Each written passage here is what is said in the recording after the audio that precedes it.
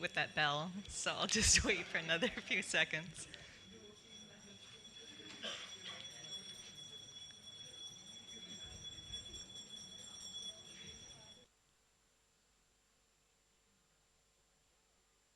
Very good morning to everyone. My name is Julie Gosla, and I work with the International Food Policy Research Institute. It's my pleasure to welcome you to Thematic Session 3B, Examining Linkages Between Climate Change and Food Systems. And without further ado, it's my pleasure to invite our session chairs to the dais. We have Shreya Chakraborty, who is a regional researcher, climate change policy and adaptation at the International Water Management Institute. She works with the CGIAR research initiative on TAFSA, Transforming Agri-Food Systems in South Asia, and co-leads the Work Package 5 on environmental determinants and impacts of the agri-food system. Prior to joining IFPRI, she was the executive director of the South Asia Consortium for Interdisciplinary Water Resources Studies, a regional water policy research organization in South Asia. She conducts and leads interdisciplinary research in areas of water security, climate change, adaptation and policy, socio-ecological systems, groundwater governance, and gender water linkages. Shreya's academic specialization is in geography and regional development, and her specific research interest lies in integrating the science and the socioeconomics and politics of water resources at levels of theory, methodology, and policy. Next, we have Suprit Kaur, and she's heading the Program Policy and External Relations at Global Alliance for Improved Nutrition, GAIN. She's a public health nutritionist and received her doctorate from the All India Institute of Medical Sciences, New Delhi. She has over 20 years of experience in research, nutrition, surveys, and policy making. Her specific areas of expertise are large-scale food fortification, maternal and child nutrition, micronutrient deficiencies, and malnutrition. Previously, she worked as a senior technical expert with Niti Aayog, the think tank of the Indian government, and actively led the preparation of reports to monitor and evaluate the National Nutrition Mission of India, Poshan Abhiyan. She is an eminent member of a nutrition technical group that provides evidence support to many government and development partner stakeholder groups at the national level. Please join me in welcoming them.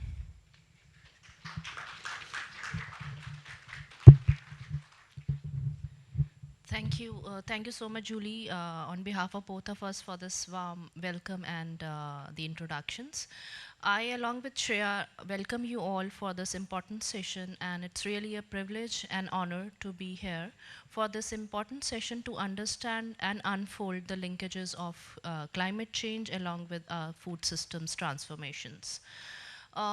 Being a co-chair, I'm really very excited to understand and learn more from you on this aspect, and also see the possible linkages and understand the learnings which come from this important sessions, and while we delve into this presentations. The presentations today are going to reflect on major aspects related to how we can make food systems more resilient in terms of taking the face of climate change, and also understand that how to make policies and programs more sensitive towards this pressing issue of climate change. And at the end, it also becomes very important to prioritize the inclusion and the equity, especially related to vulnerable sections. And while doing so, as we proceed, I think we should not only focus on challenges, but also come up with certain solutions to understand what can be the way forward to not only mitigate, but also to address this grave situation of how the climate change is affecting each and every one's life in the planet. I look forward to having insights not only from speakers but also from you as audience to have an interactive sessions, and I think this is going to be a really thought-provoking sessions. So to begin with, I think, Shreya, if I can go, we are going to have the sessions in which we are having the oral presentations in the first slot. Without taking any much time, I would like to invite Saf Nihal, who is the PhD scholar with International Institute of Population Sciences. He is going to talk about the assessing the impact of drought on women and child undernutrition in India. This is a disaggregate perspective for present, coexistence, or emerging threat. I invite Saf Nihal to kindly come and present. Just an announcement, we'll do 8 minutes for presentation, and someone in front in the front row, he will give you the card for your time. Yeah.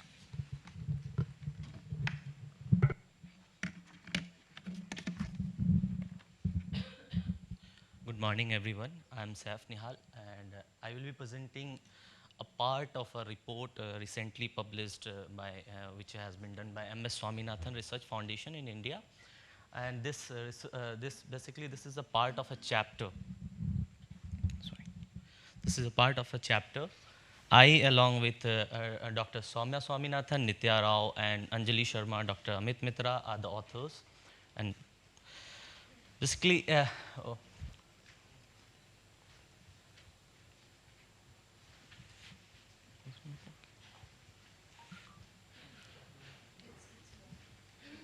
sorry. Okay.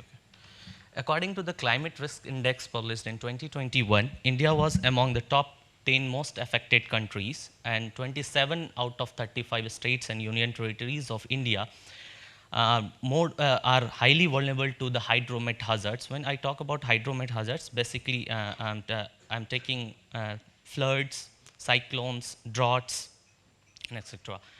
It cannot be denied the fact that India still relies heavily on the monsoon for its agriculture, and it has been observed that recently the rainfall pattern and the rainfall pattern becomes erratic with longer drought spells, and also the frequency of drought is increasing decade after decades. So it can be seen in the slide as well that it was nearly less than 50, the frequency of drought was less than 50 in 1990 to 1999, and it became more than 100 as per the 2001, between 2010 and 19.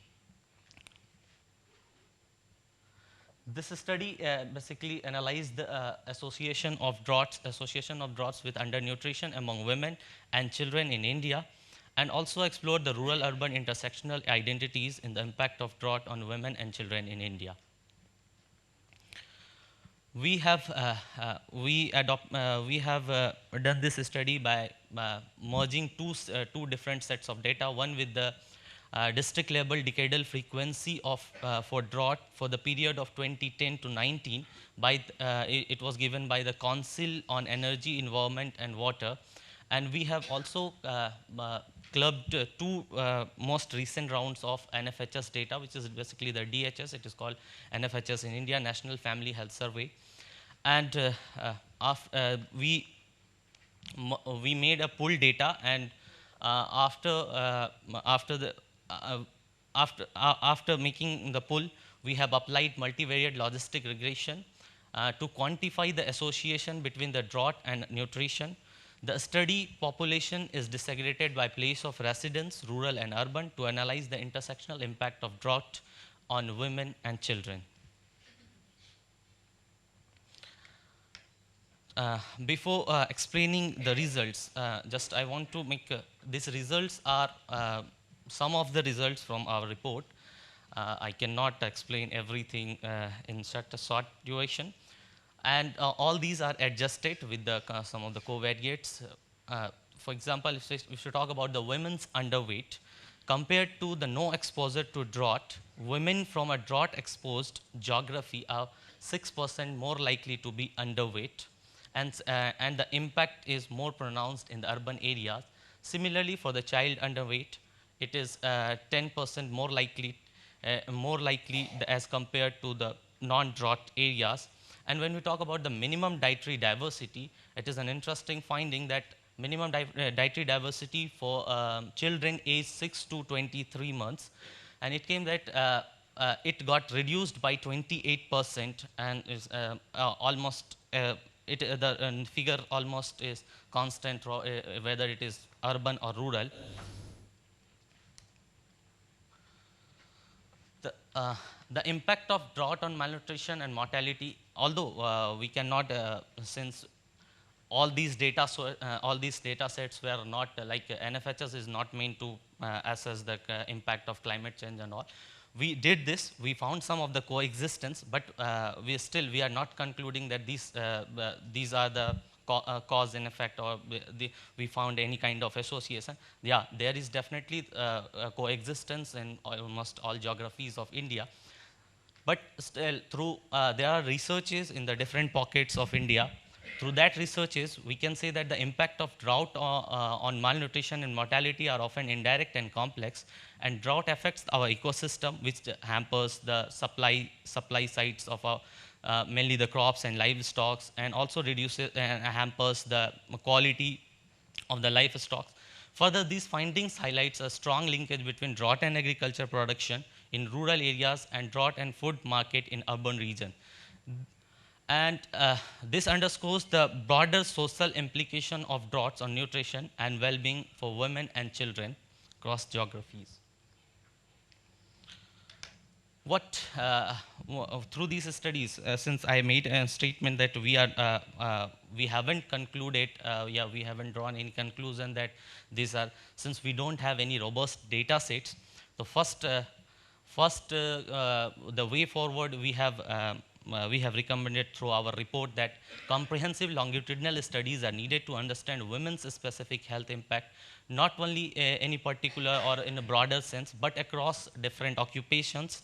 And also for collective actions such as strengthening social security schemes, like that is PDS system in drought-prone regions across, not only in India, across South Asia, it is a problem. And also the policy should be from down to top approach, that the last form of government in India, it is Gram Panchayat or Gram Parishad. Policy development or mitigation strategy should be at the last stage, and it should be quite localized. Then it should be localized. And thank you all for any any deep diving and all. I have just titled the research, entire research. It is titled as "How Does Climate Change Impacted Women and Children Across Agroecological Zones in India?" This is a very brief, what I have presented is a very brief glimpse of this entire report. For any further clarification, you can deep dive to that. Thank you.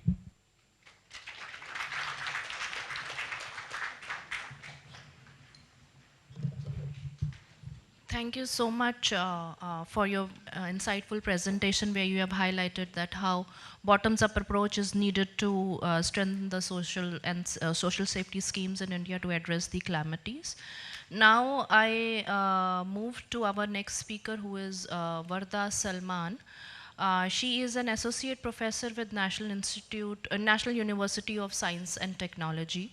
She is going to give the presentation on climate change and food security across agroecological zones of Pakistan. I welcome Varda to present it. Kindly be mindful of time, and I think you will be getting the teasers from time to time.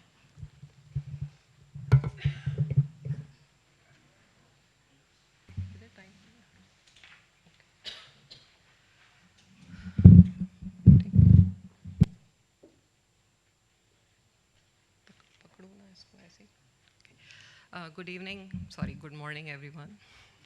I'm Varda Salman, and today I'll talk about climate change and food security across agroecological zones of Pakistan, and with a special focus on the rural segments.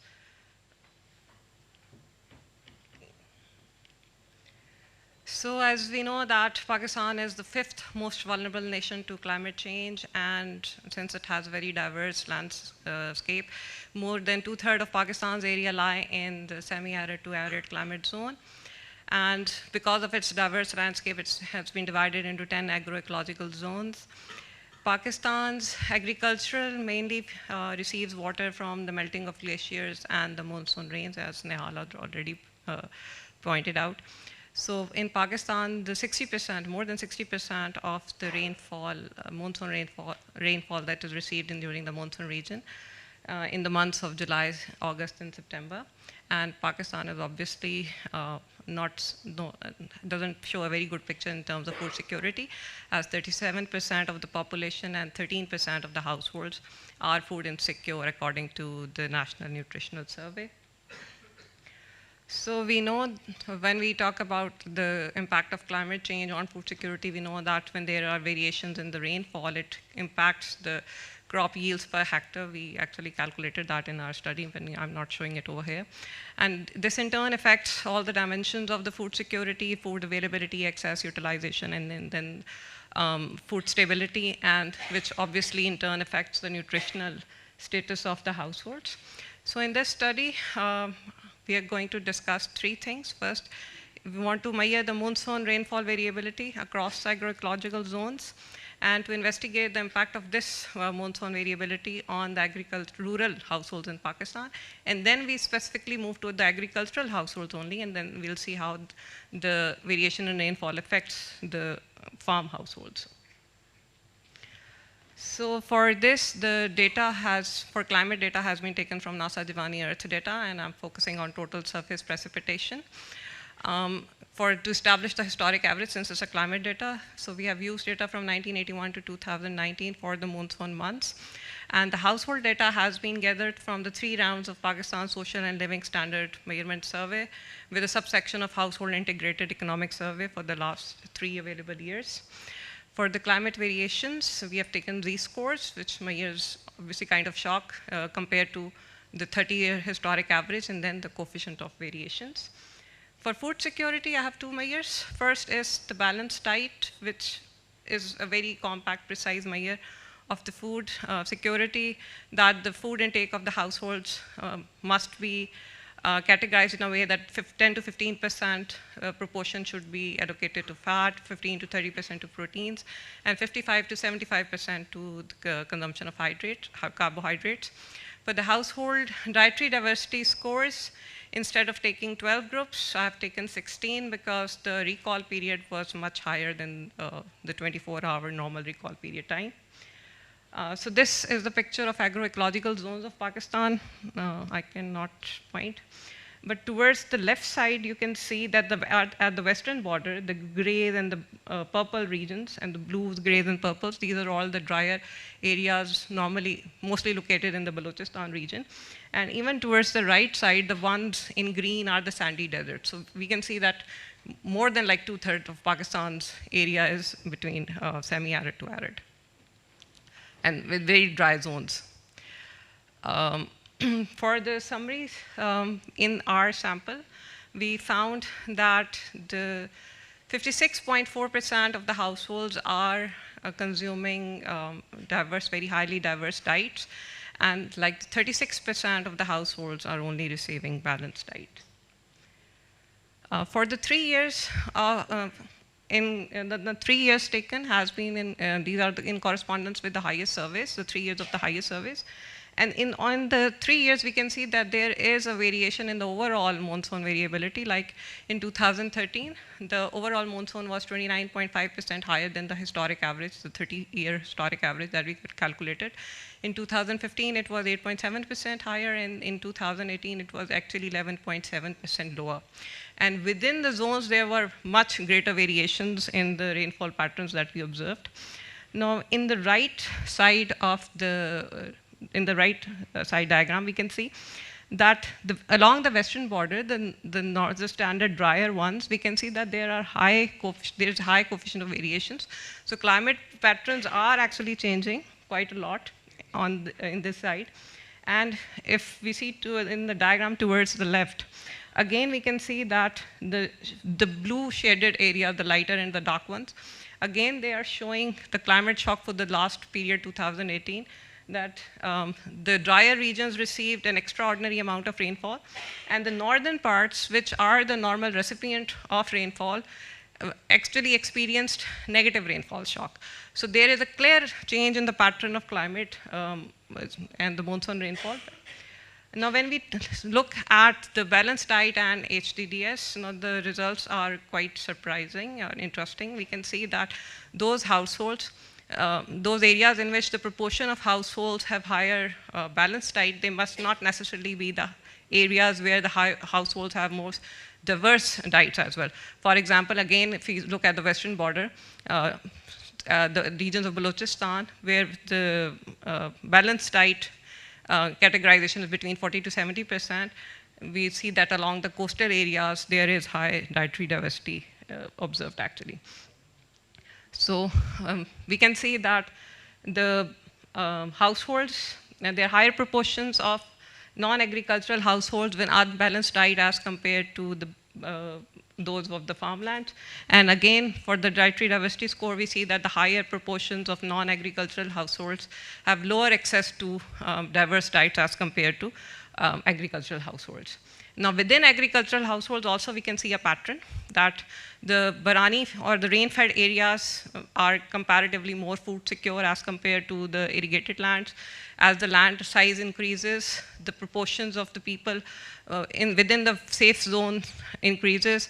Those farmers who have to share their land or crops with the landlord are worse off as compared to those who are in no need to share. And then those who are having only homogeneous crops, meaning they're only producing food crops, they're also more vulnerable compared to those who have diversified crops, both food and cash crops. And lastly, those who have a diversified kind of livelihood stock, meaning they have cropping as well as livestock, they are also better in terms of food security compared to those who have only crops only. So who are, okay, my time's up. So I think I've already said what I need to say. Thank you very much. Thank you. Thank you so much, Varda, for this intensive presentations and clearly articulating that how dietary diversity is affecting the agriculture and all agricultural households and beautiful representation of climatic zones through food security patterns. Thank you. Now with this, I am inviting our next presenter, Bhavani Bakshi, who is an independent consultant. She will be presenting today on climate change, food systems, and nutrition. This is a One Health rapid review. Over to you, Bhavani. You guys are doing well.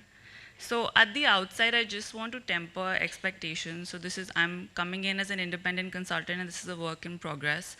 So I won't be focusing so much on the results, but I will be sort of taking you through the idea, the rationale, and the usefulness of the idea for the systematic synthesis that I have, evidence synthesis that I have. And yeah, and I'm open to feedback and Q&A later. So we can start, see the rationale.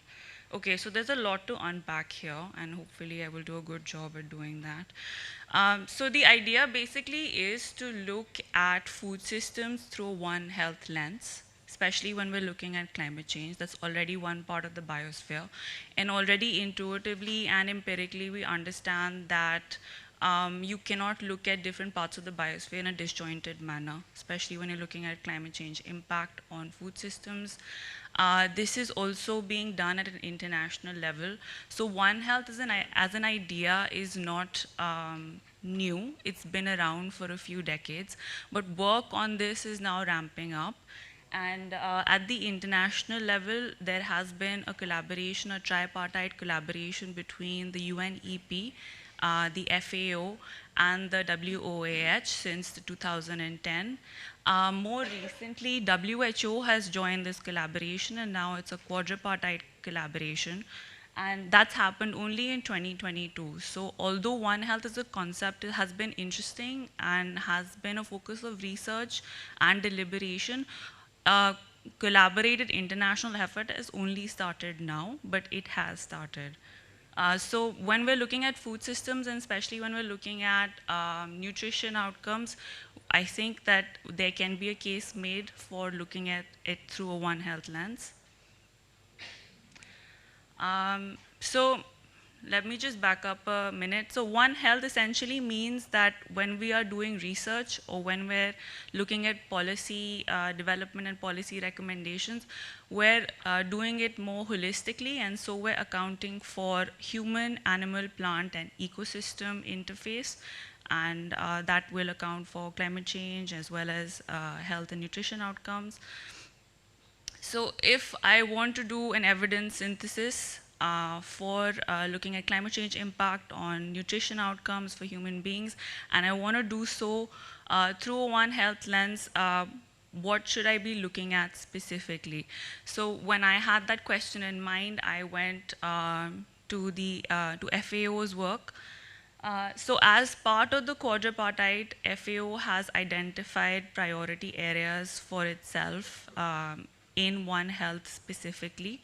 So these include zoonosis, biosecurity, which will cover pest and disease management, AMR, which is antimicrobial resistance, and sustainable use of water. I can just briefly go over why each of these might be important. So zoonosis, agriculture is one of the primary drivers of zoonotic infections, and about 50% of zoonotic infections since the 1940s have emerged because of agriculture. Zoonotic infections are also energetically costly in terms of the immune responses, so they can exacerbate, they can levy a toll on people who are already suffering from undernutrition.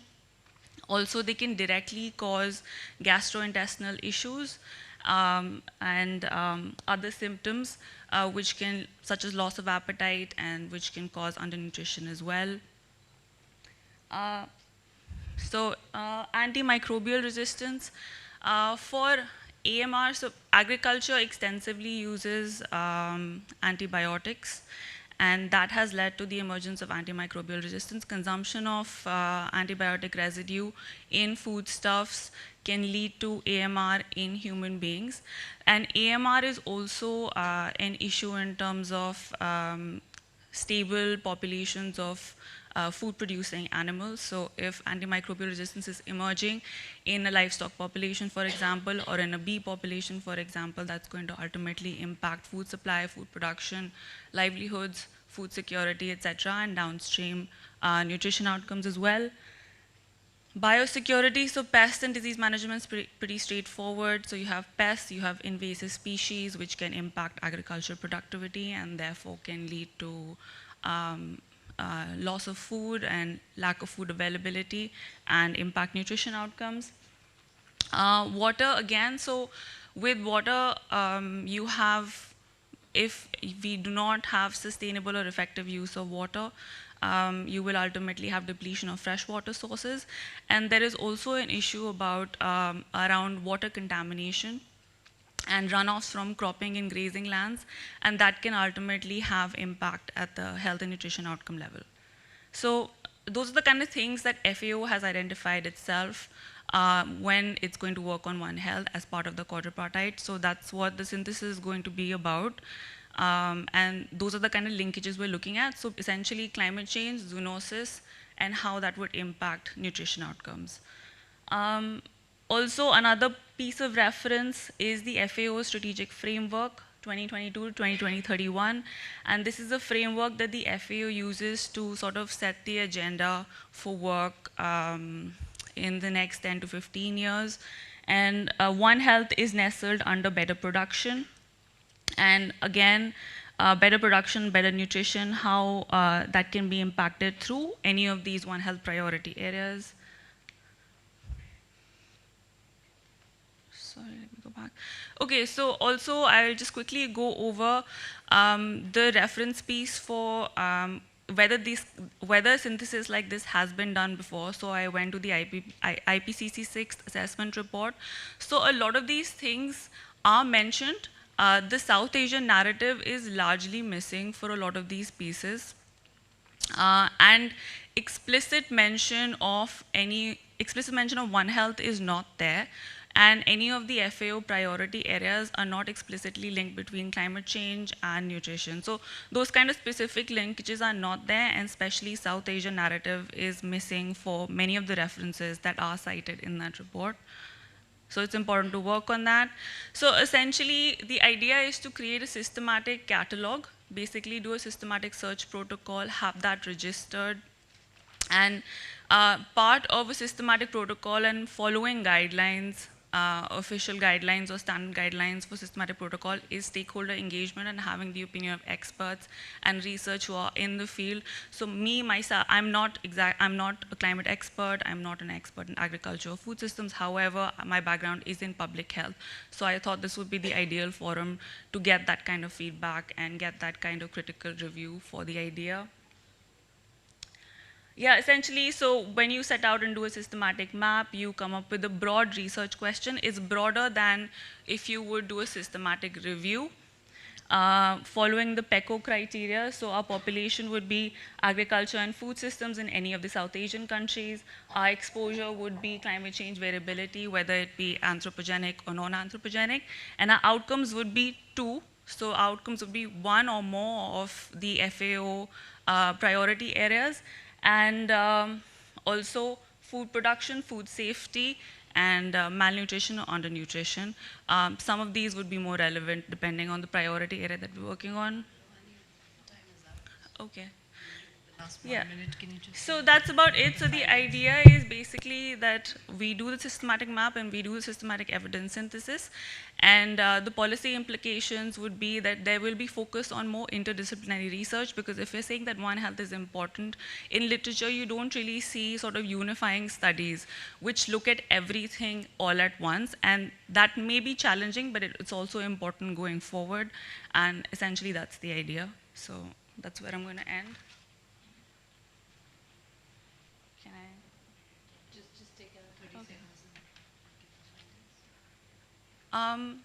Okay, so basically when you do this, so when you do the protocol testing for this, the preliminary findings show that you have studies which will look at climate change and how it impacts agriculture productivity, but those are essentially through factors such as land degradation, desertification, changes in weather patterns and how that impacts crop productivity, etc. Those are some of the things that my colleagues here have already discussed, my fellow presenters. But you will not see explicit linkages between climate change, One Health priority areas, and therefore food productivity, food safety, or nutrition indicators, largely speaking.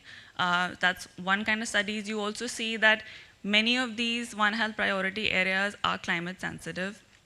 But then there is a subset of literature, which is South Asia focused, which are kind of like these gems, which where the researchers have done this multi-sectoral collaboration and have looked at many of these One Health priority areas together. And there are some interesting findings and case studies.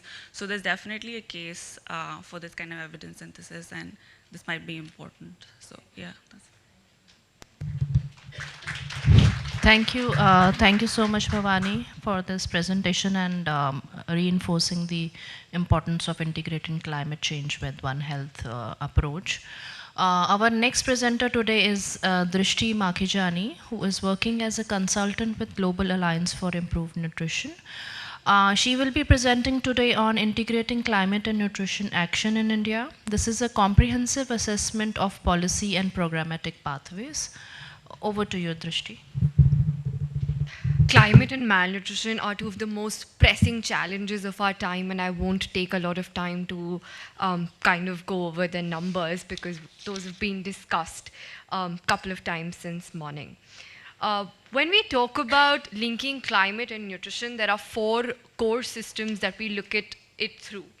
The agri-food systems, the water systems, the social protection systems, and the health systems. While these systems are impacted by climate change, they also contribute to climate change, and hence there is merit in looking at integrated actions in order to ensure a healthier planet and better lifestyle. So building on this narrative, Initiative on Climate Action and Nutrition was launched at the COP27. It is the multi-stakeholder platform under the presidency of Egypt. It is currently hosted as a working group of climate and nutrition under the Attach.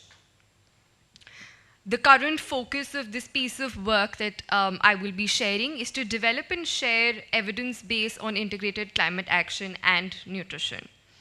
So a baseline assessment was done across 119 countries globally that looked at the current state of integration of climate and nutrition within the policy and program framework.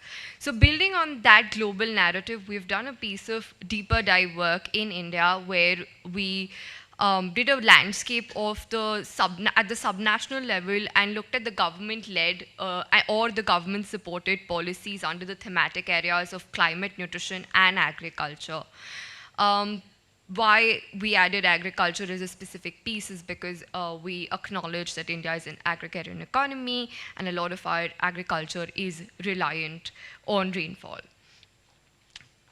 So we looked at a set of 20 indicators across 4 pillars. The following were the 4 pillars: implementation, action and support, capacity building, data and knowledge transfer, policy and strategy, and investments. This is the long list of the 20 indicators that we looked at. I will be sharing some of the key findings that we kind of came across. The study, before I move into key findings, the study methodology was a fairly simple keyword search methodology where a group of keywords under climate, nutrition, and agriculture were kind of listed. Those keywords were looked for in policy documents. Those documents were then manually read and reviewed to kind of uncover the degree of interlinkage between climate and nutrition currently. Moving to the key findings piece, the first key finding comes from the state action plan on climate change that shows intent to connect climate and nutrition. Largely, it talks about the ones where we found that there were strategies looking at interconnectedness, spoke about climate resilient crops, such as opting for millets as one of the strategies. Second key finding came in was that the state disaster management plans had some intent to connect climate and nutrition, and about 8% of those analyzed had objectives with some initial plans and measures to be taken to achieve this. There was also a very large opportunity identified in the disaster risk reduction section to be more intentional about linking climate and nutrition. The third finding came from the fact that agriculture initiatives did emphasize climate resilience, but overlooked nutrition. Fourth, that the organic farming policies and initiatives offer potential for climate and nutrition integration. However, only 10% of those explicitly looked at integrating climate and nutrition. The ones that actually spoke about it spoke about including organic farming produce in school meals and also focusing on encouraging local produce within communities. The last finding that I would like to share is that there's a very large opportunity again to develop a data portal that has cross-cutting indicators. 0 out of the 25 data portals that were analyzed, none of them had indicators that could kind of bring together data from climate and nutrition for policymakers to also kind of have a look at. We shared these findings in closed-door consultation with state stakeholders and national level stakeholders, and there were some of the key recommendations that have come out of those closed-door consultations, and I would just like to briefly go over those. First has been developing location and context-specific data infrastructure and technological innovation. Second being enhancing policy-level integration by focusing on aligning India's climatic goals and agriculture goals with nutrition policies for improved outcomes. Third being fostering cross-sectoral collaborations by establishing interdepartmental committees and multi-stakeholder platforms to kind of synchronize efforts and ensure optimal utilization of resources, because currently a lot of work is happening, but it's again in silos. So we kind of need to break those silos and come together to be able to come up with better solutions. And the last one being strengthen capacity building efforts at the institutional and community level, because again, community is where, as we've been talking about the bottom-up approach, that's again what's reflected here, that institutional and community level to kind of foresee and respond to emerging challenges and promote local solutions. Now, quickly, I'd be moving to the few limitations and boundaries. We only looked at publicly available data on government ministry websites, department websites, scheme-specific websites, and documents that have been endorsed by the government. We do acknowledge that certain documents might have also been revised and reviewed after the date of the analysis and might have recently been also updated. A lot of documents, while were all available when we started the research, but when we actually got to the component, weren't available. So those are some of the limitations, but we continue to kind of look at additional updated documents to kind of uncover more opportunities. And one last pointer that I would like to highlight is that we looked at the state level implementation of the central flagship schemes, and we also additionally looked at state initiative schemes and policies under the thematic areas of climate, agriculture, and nutrition. And before I wrap my presentation, I would just like to thank all the partners who were a part of this effort. It was a collaborative effort between GAIN, TTC, and it was supported by SIF. Thank you so much. That was my time. Thank you. Thank you so much, Drishti, for again reinforcing the importance of policy level integration required to bring climate, nutrition, and agriculture on the same platform. With this, I would like to now welcome Aruja Masil Shrestha, who is a researcher with the Inclusive Development Partners. She is going to present on a drought-induced food insecurity in Nepal, the role of emergency loan as an adaptation strategy. Over to you, Aruja.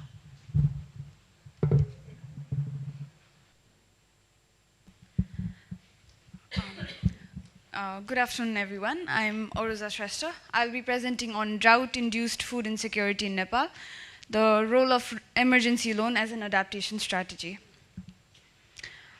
So previously we've talked about different levels of nutrition in South Asia across different countries. We've also talked about how malnutrition results from a complex interplay of factors, from household and individual decision making to access to services and resources. We've come across several themes where I'll be specifically focusing on the bottom three, specifically on strengthening the capacity of individuals and institutions. To understand the linkage between climate change and food systems, we've known that South Asia is a highly climate-sensitive region, and that communities are vulnerable to increased frequency of extreme events that impact the crop yields, contribute to loss of nutritional diversity, and thereby increase food insecurity. Similar findings, similar data can be seen in Household Risk and Vulnerability Survey, HRVS 2016-18, where almost 90% of households reported at least one shock during 2016-18, where poorer households were more likely to report them, especially drought, which was widespread in 2015-16 in Nepal, significantly affecting the western regions. To which the households used various coping strategies. Among them, the most common ones were saving and borrowing. Savings were more frequently relied by the wealthier households, and borrowing was morely relied by the poorer households. These two figures simply show that 30% of the sample borrowed, whereas 70% did not, and 28% borrowed from multiple sources, whereas 72% borrowed from just one source. Here again, we can see that the most borrowed source was from friends and family, where it was 49%, followed by cooperatives and savings group, which was 37%. So knowing that food insecurity is linked with climate change, and that households rely to different coping strategies, it becomes important for us to examine the impact of coping strategies like borrowing in helping to reduce the effect of shocks like food insecurity. So my general question now becomes, does Strengthening the capacity of individuals and institutions help in reducing the climate-caused nutritional deficiency over time. Specifically, does emergency loan help in reducing the drought-induced food insecurity over time? I've used the HRVS 2016-18 data, where 6,000 households were surveyed. The households were asked whether in the past 24 months they faced any kind of shocks. So I have the data availability from 2014, but I'll be specifically focusing on 2015-16 since drought was widespread mostly in these years. So drought-affected households in 2015-16 now becomes my sample. And these households were further asked about what their primary coping strategy was. So the households that replied with borrowing becomes my treatment group, whereas the other one is the control group. So now I'm looking at the post-drought treatment effect of borrowing as a coping strategy on drought-induced food insecurity. For food insecurity, I've used the USAID's HFIA scale, Household Food Insecurity Access Scale, which talks about different questions related to food insecurity. All these questions are included in the HRVS data set as well. The 9th question among all these questions depicts the most severe form of food insecurity. So these questions were answered with 3 responses: rarely, sometimes, and often. Using this metric, I've calculated 4 scores of food insecurity. One is food secure, whereas the 4th one is the severely food insecure households. Now, my first econometric model is created to look into the relationship between food insecurity and drought, where I've applied several controls from demographic to geographical controls, which can also be seen in tabular form. Here, running a simple OLS regression, we can see that drought does affect food insecurity or HFIA score positively and significantly. This is still significant even when the geographical controls as well as errors are clustered. So now that we know food insecurity and drought, they're positively linked. I've created another model, which is the main model of my study. This talks about the average treatment effect on the treated, estimated through propensity score matching. What this does is, here we can see in the 3rd column, this talks about the average scores of food insecurity for the 1st year and 2nd year. So here we can simply see that the food insecurity in the 2nd year is already less. The average score is already less, which brings me to explore further into what borrowing plays, what role does borrowing play for the subsequent years in food insecurity. So this is where I run a simple probit regression to assign p-scores. In the 3rd column, we can see that the p-scores are assigned to each household based on their household characteristics. These propensity score is simply the probability of households borrowing. Next, this one is a very simple balance test that is run to just see whether the covariates between the two groups are balanced. And we can see that the covariates are moderately balanced. Again, this is another important assumption of common support to run a PSM. So this shows that we have a very healthy overlap between the two groups, treatment and control groups. So this is the final result of my study, which talks about the relation between how borrowing has impacted food insecurity, the HFIA score. So I've run 4 different models for this, 4 different models of PSM. First one is the nearest neighbor matching with replacement, the common support, which shows that in the first row, we can see during the unmatched, while I was not matching, we can see that the difference is negative, but it is not significant. While we see that after matching, the average treatment effect on the treated is negative as well as significant, which shows that borrowing has a positive impact on food insecurity. Borrowing has a negative impact on the HFIA score in the 2nd year that has been caused by drought. So next, when I run this 2nd model, nearest neighbor matching, no replacement, the significance still persists. We can see that the difference, the ATT, is negative as well as it is significant. And for the 3rd model, while matching with the 3 nearest neighbors, we can still see that my conclusion is still supported and the results are significant. Lastly, the radius caliper matching, the most robust model out of the four, I can see that the conclusion is still supported. Even within the range of 0.01, the conclusion is significant. Lastly, this is a sensitivity analysis, R-bound sensitivity analysis, to show that the conclusion, the sensitivity of my conclusion is robust, and we can see that it is robust at lower gamma levels, even during the presence of unobserved biases. So looking at all of these econometrically as well as just qualitatively, we can see that strengthening the capacity of individuals can play a huge role in the nutrition of those individuals, especially of those belonging to the climate vulnerable group. So we can conclude that emergency liquidity plays a very important role, and that households can benefit from programs that prioritize affordable credit at the times of crisis. And further studies on feasibility of concessional loans and similar kind of studies can be done to support these broader conclusions. Thank you very much.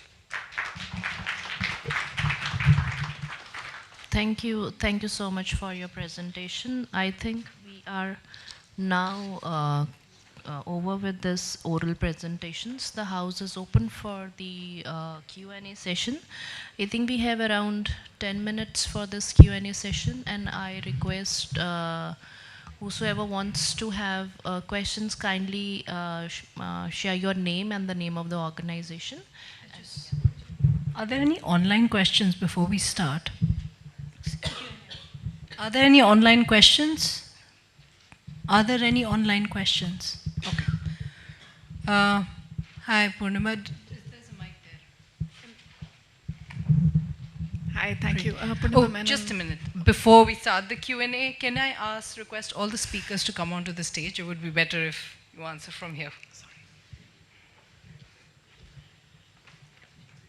Thank you all for a really fantastic set of questions. My question isn't quite specified to one of them, but if it were maybe the ICANN presentation could address it.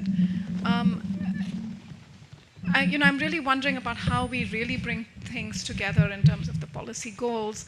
And with nutrition and food security, I think some of our policy goals are actually very clear. We want to improve access to healthy diets. We want to improve the affordability of healthy diets. On the climate side, you have a planet-focused goal, and then you have people and adaptation-focused goals. And I'm seeing a sharpness on climate change strategies. What are we asking for there in the context of the connections to nutrition? Is it primarily about the adaptability, or which is more of a people impacts-oriented set of goals, or are we thinking much more about the planetary impacts of food, which is a global warming, a planet-focused goal? The sooner I think we can get to that, I think the sooner we'll move the policies, because otherwise we say climate change and it's just too big for us to hone in on the specifics. So if you could address that, thank you. So the goal was to first kind of do like a brief baseline analysis and just kind of highlight where there are opportunities in areas to kind of begin work. The second leg of work that we're now starting is taking these basic findings to kind of stakeholders across departments, as you very rightly said, that there are goals that are very set, but they're again in silos. So these stakeholders kind of now need to come in the same room and start conversation. And these conversations are from where we're kind of looking to develop the pathway forward. So presenting and getting this work here and hearing thoughts is also one of the many ways. But we are currently kind of in the way of holding stakeholder consultations with the government stakeholders, with the non-government stakeholders, to kind of hear views, to be able to very clearly articulate the way forward. I hope that answers.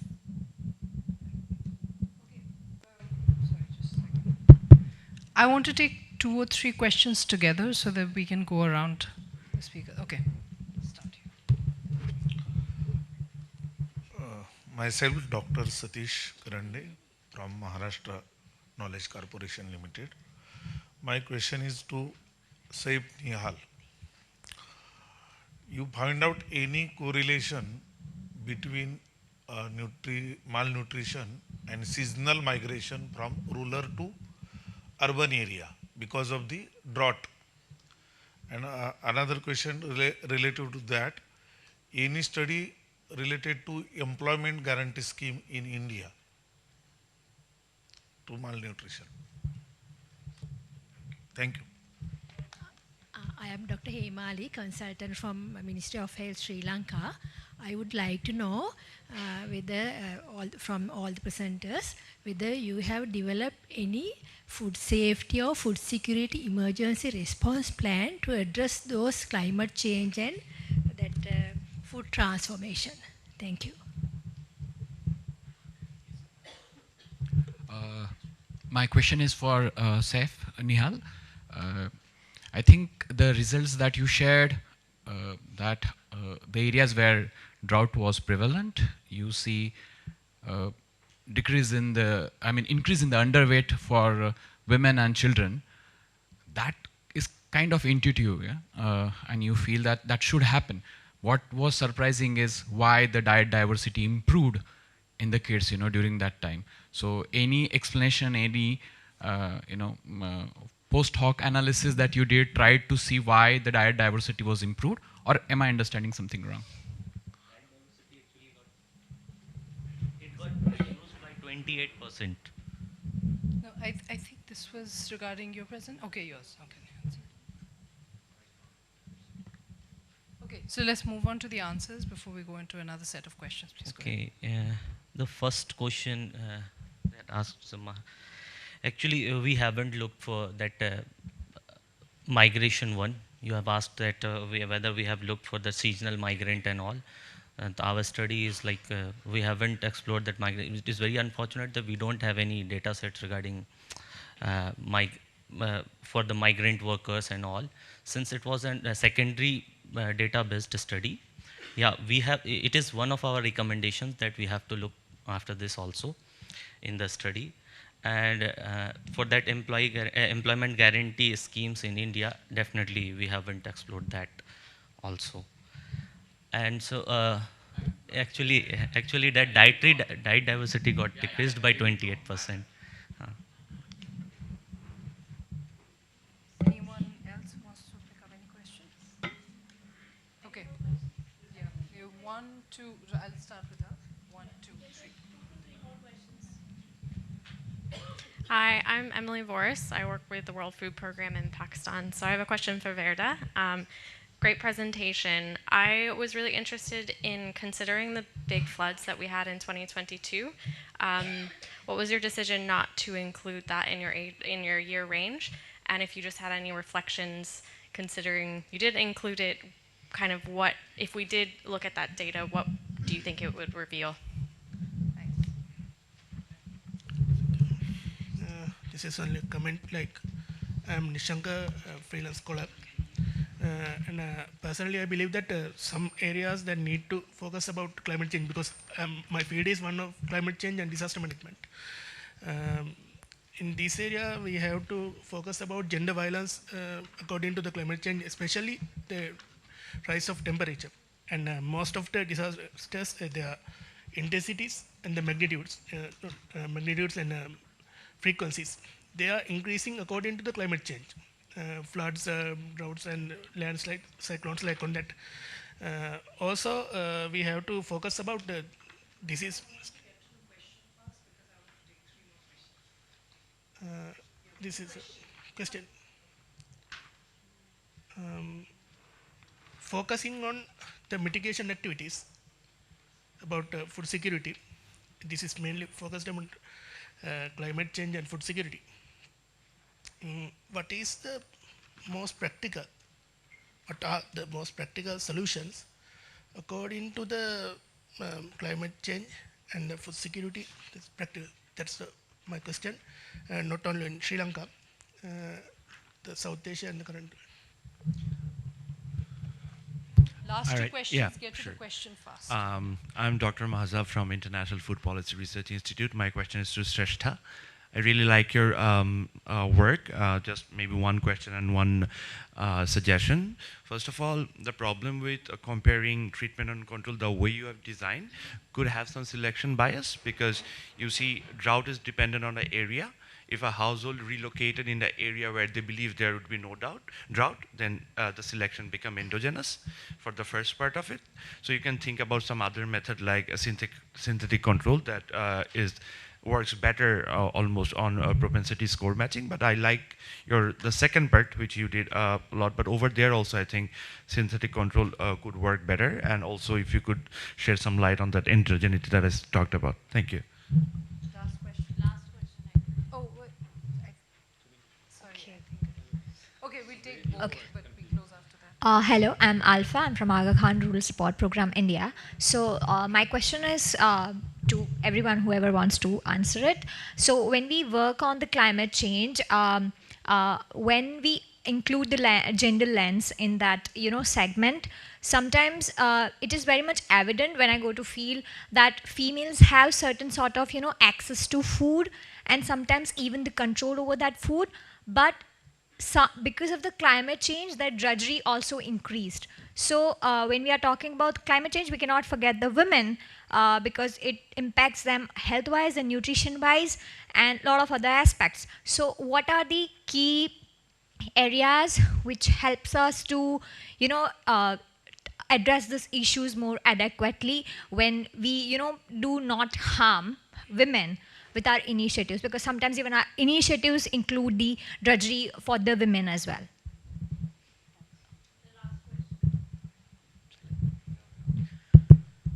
My question, actually 3 questions. Only one. Maybe very, very quick. So first on that Pakistan presentation, that precipitation is only one factor. So I think we need to include more heat waves, and because Punjab is coming green, no effect, and others are affecting. So that's one point. Second one, in the One Health, I did not see the soil health, which is the foundation. So unless you have the good soil health, you cannot achieve One Health. The third one on the policies, which I think those state action for climate change and all those you have reviewed is good start, but those I have been involved into making those. So those action plans are also sitting separately, and even they are not really connected to agriculture, what to talk about nutrition. So I think if you want to go into it, much more needs to be done and designed properly. Thanks. Thank you. Okay, I'm going to hand over. You guys already have a mic here. Okay, please go ahead. So I'll start with Emily's question. I ignored that 2022 part. Not ignored, actually, it was data constrained because the latest highest available was of 2018 and 19. So that's the reason I was restricted. And then the second question regarding heat waves, yes, I'm aware of that, and that's a very good point. And this is actually the first part of the study. In the extension of this study, we have actually included the heat waves as well with monsoon variability. And earlier there was a question asked about the policies regarding the climate change. So my work is actually the first part of the story, that who is the person to be targeted, who are the vulnerable. So my study actually addresses that these are the vulnerable sections in the rural households, the non-farm households, and among the farm households, who are the most vulnerable, and the policies should be directed to those kind of persons. So in the next step, yes, there could be policies directed towards those sections of the society. Thank you. Thanks. I think there's a question, any method question? Yeah, I can address the question about soil health. So that's a really good point, and that can definitely be included in one of the priority areas for One Health. The idea for this was to reference an established framework that's already being used by global actors like the FAO. So they themselves have defined zoonosis, AMR, biosecurity, and water, and they've missed out on soil health. But that's a really good point, and that can definitely be included, and maybe I'll have to reference other frameworks for that as well. So there was one question around the fact that all the policies are kind of in silos. There is precisely what we're trying to do. We're trying to break the silos. So the landscape review was the first step to highlight the fact that there is opportunity and the fact that everybody kind of needs to come together in the same room to discuss the way forward. So as you rightly mentioned, that there are pieces in fragmented formats present in different action plans and different policy documents, but they aren't really speaking to each other. And even if there are cursory mentions of something on a policy level, it's not really translating into implementation, only because everyone's working in silos. Hence the recommendation of bringing together an interdepartmental committee or multi-stakeholder platforms to kind of get these conversations started and to break the silos. I hope that answers the question. Okay, thank you so much. I think we've taken all of the questions.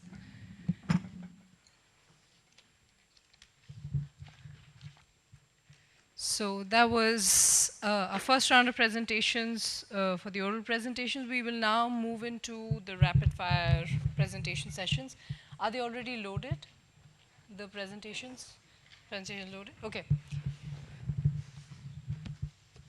So the rapid fire sessions are really difficult, knowing researchers to give presentations in 2 minutes. So I have a lot of respect for people approaching and trying to do this right. So we will first start with Hazrat Ali, research fellow at World Fish, who will be speaking on evaluating the impact of climate change on agri-food production and dietary diversity in southern Bangladesh.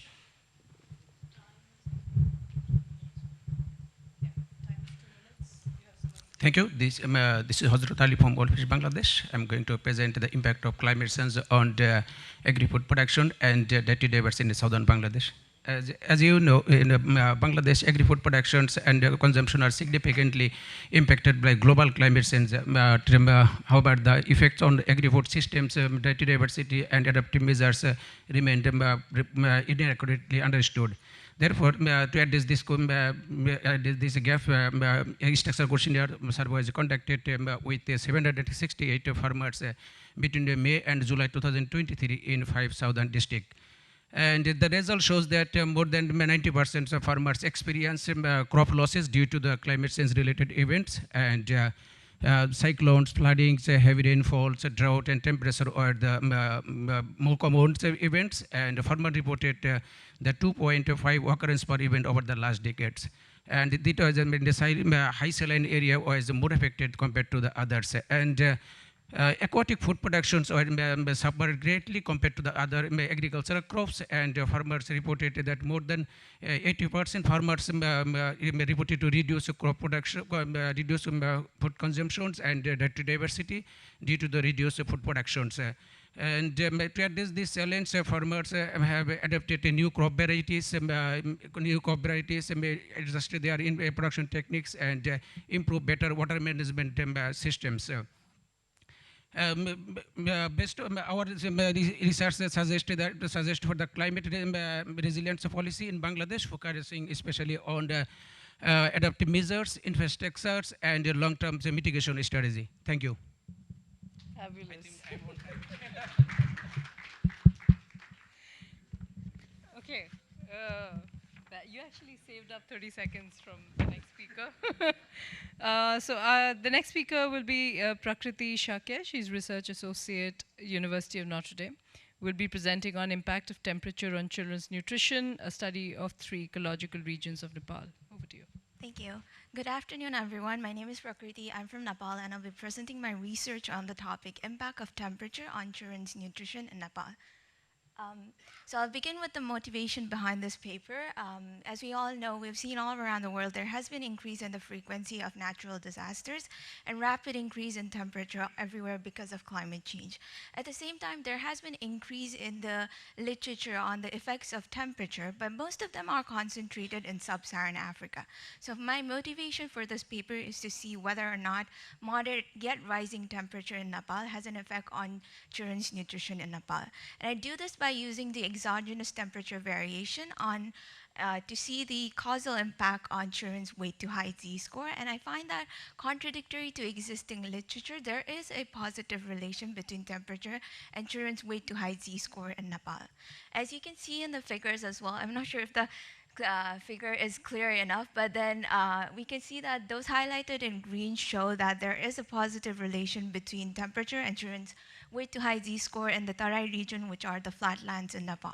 So one possible mechanism behind this is through agriculture, as rising temperature makes it suitable for crops to grow in areas where comparatively the temperature are lower. So I just want to conclude by saying that temperature may not have negative impact on children's weight to height z-score in Nepal, but as emphasized by previous researchers, there are droughts and flooding in Nepal which are severely impacting children's nutrition in Nepal. And from the contrasting results that I find from my research as well, I just wanted to share that we cannot generalize the results that we find from all around the world. Research should be localized. Thank you so much. Okay, you guys are doing really well.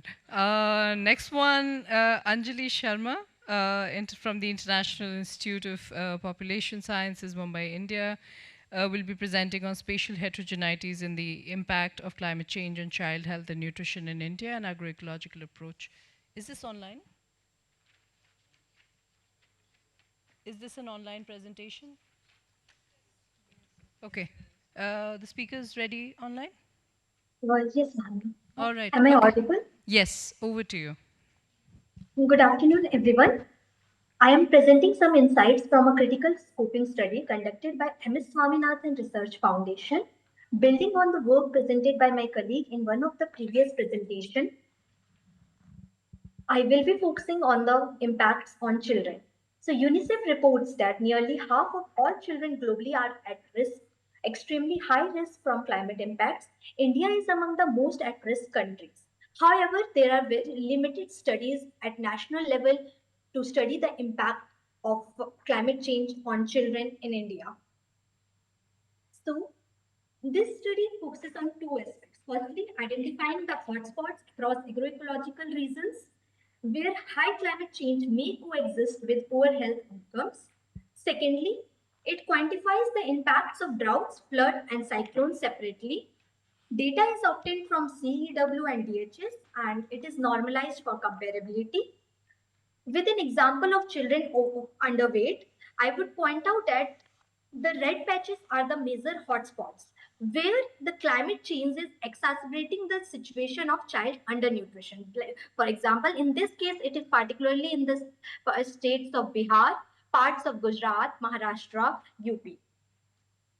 Further, I would like to point out that from a regression analysis that there is not much of this increase in undernutrition due to cyclone or the flood. It is particularly due to drought. That is 10% likely increase in the children underweight.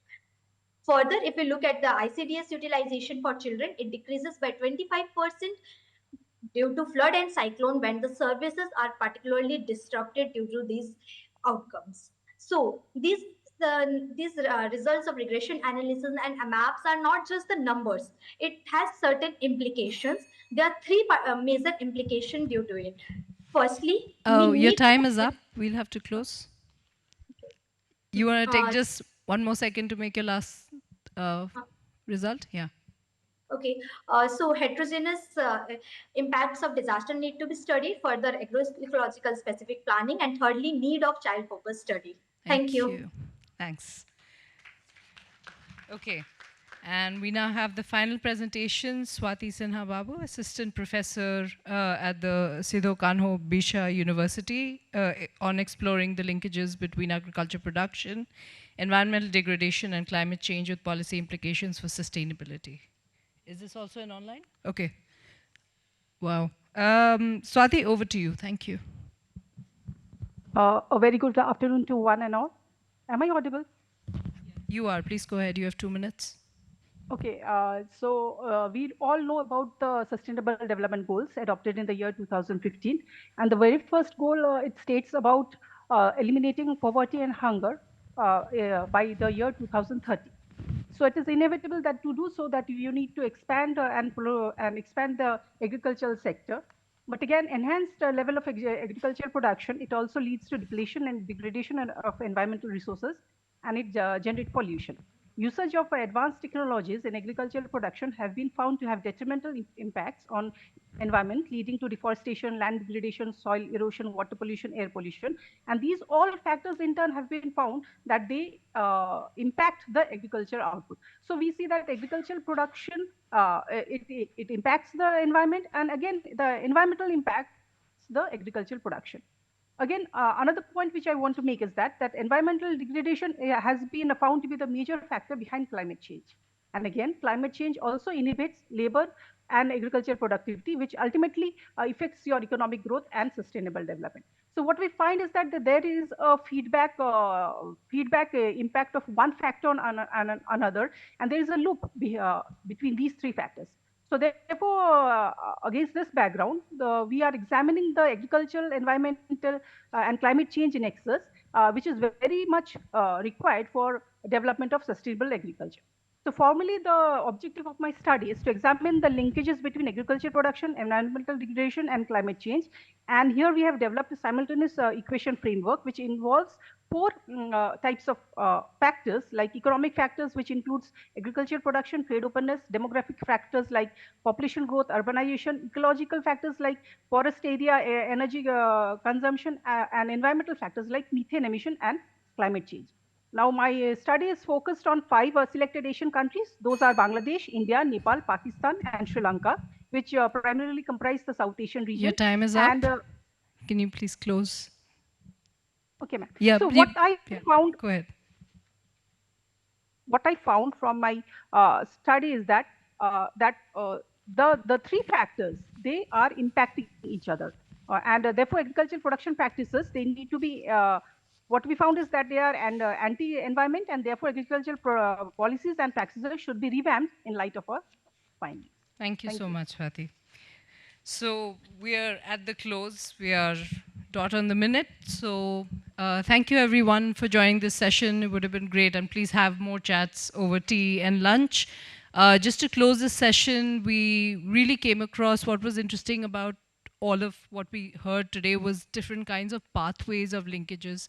These are not two communities of science that very organically come together and talk nutrition and climate change, but we see agriculture showing up a lot, of course, that is the primary, but there are other ways through which, say, we had health and we had environmental health, a lot of different pathways that have been emerging on how to connect climate change with nutrition. But I want to close with Purnima's question, which is on the importance of identifying your final objective for the linkage.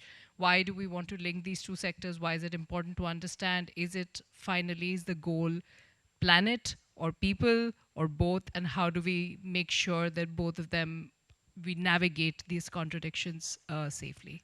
Thanks so much, everyone. So it's over to lunch time now. Yeah, thanks.